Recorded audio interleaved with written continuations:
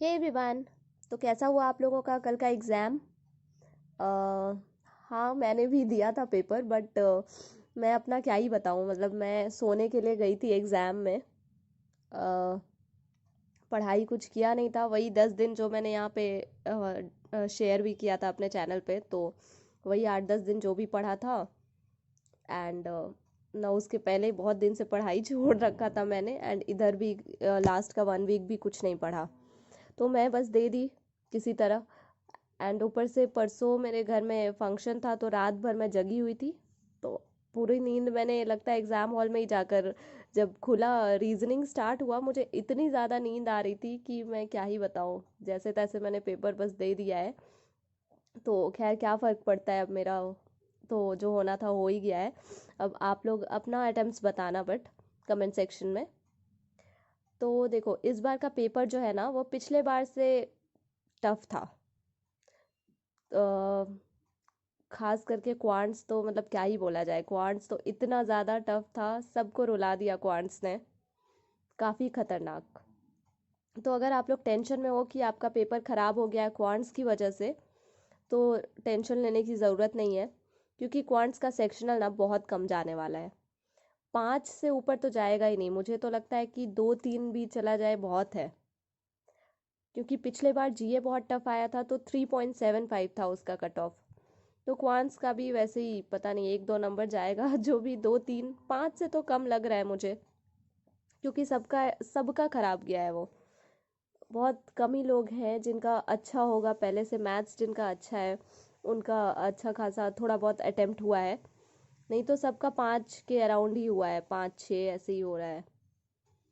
मेरा भी क्वांट्स में कितना 7 अटेम्प्ट किया है मैंने।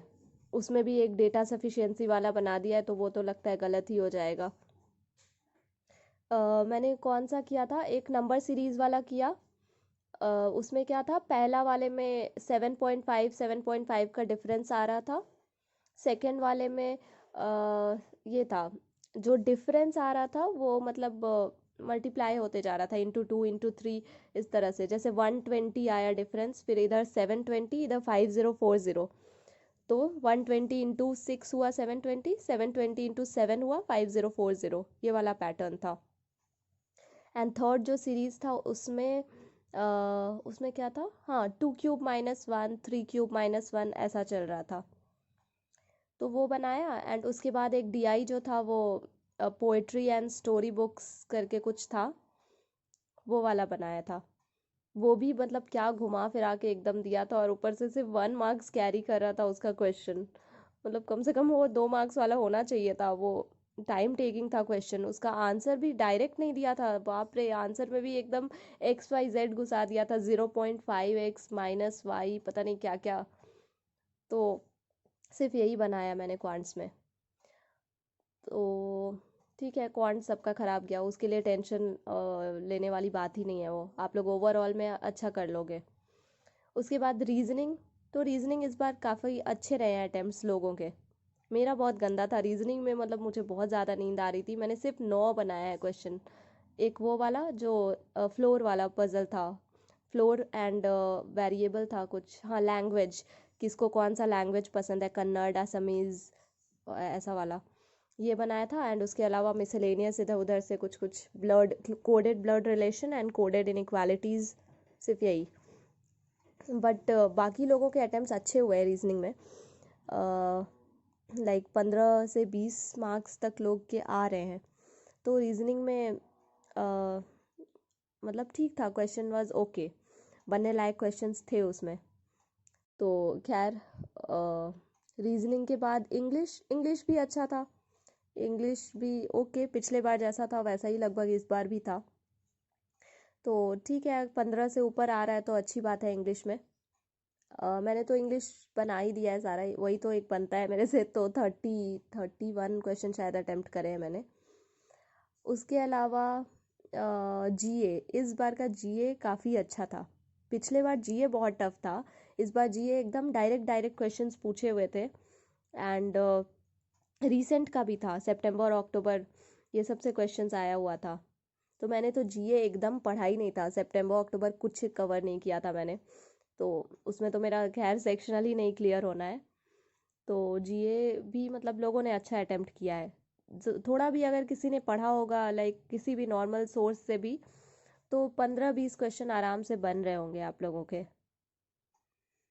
तो ओवरऑल कट ऑफ जो है ना, पिछले बार 80 गया था, तो इस बार पेपर एक तो टफ आया, ऊपर से वैकेंसी भी ज़्यादा है, तो 80 से तो कम 100% जाएगा ही जाएगा। एंड देखा मैंने अंकुश लांबा सर का, उन्होंने तो बोला है 60-65 के अराउंड डिस्क्रिप्टिव का मार्क्स इंक्लूड करके। तो मे भी हो सकता है 70, मुझे भी लगता है 70 तक, या 60-65 में भी। 80 से तो पक्का ही कम जाएगा। तो सारा सेक्शन मिला के उतना तो आप लोग का आ जाना चाहिए, क्योंकि क्वांट स्टफ था तो बाकी सेक्शन ने मेकअप कर दिया।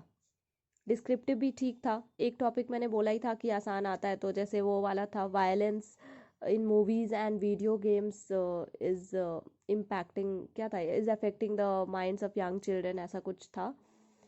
फिर लेटर में वो वाला मैंने लिखा है, एडिटर को लिखना था जो रेन नहीं वाटर हार्वेस्टिंग के बारे में। तो डिस्क्रिप्टिव का भी टॉपिक्स ठीक था। तो पेपर मतलब मोटा मोटी ठीक ही था, बस वही क्वांट्स ने पूरा एकदम सबका मूड ख़राब कर दिया। तो देखो अब वो सब सोच के कोई फ़ायदा नहीं है, हो गया जो होना था।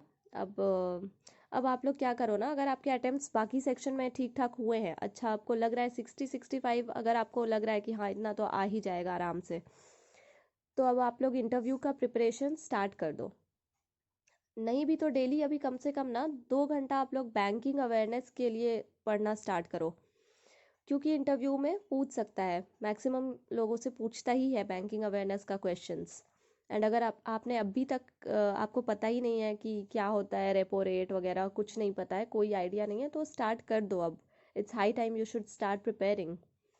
और बैंकिंग अवेयरनेस के लिए ना मैं बताती हूँ कि एक सुष्मिता मैम का प्लेलिस्ट है, वाईफाई स्टडी पे प्लेलिस्ट है सुष्मिता मैम का, वो वाला प्लेलिस्ट आप लोग देख जाओ। तो उसमें मैम ने बहुत अच्छे से समझाया है। लेकिन उसमें प्रॉब्लम यही है कि काफ़ी पुरानी हो चुकी है वो प्लेलिस्ट, तो बहुत सारे चेंजेस भी आए होंगे, तो आपको ध्यान रखना होगा। नहीं तो मतलब समझाया जो है उन्होंने बहुत अच्छा है, उनका एक्सप्लेनेशन काफ़ी अच्छा है। और नहीं तो फिर अनिल अग्रवाल सर का भी प्लेलिस्ट है, वो भी आप लोग देख सकते हो। और ये तो फ्री वाला है, एंड पेड में तो मतलब अगर लेना है तो आशीष गौतम सर का है वॉरियर, वो भी काफ़ी अच्छा, बहुत बेहतरीन है।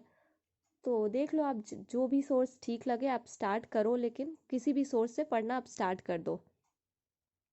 एंड बाकी तो अपना मेंस का भी करो, एसबीआई क्लर्क का मेंस का, या फिर थोड़ा बहुत प्री के लिए भी टाइम रखो, एसबीआई पीओ प्री भी देना है।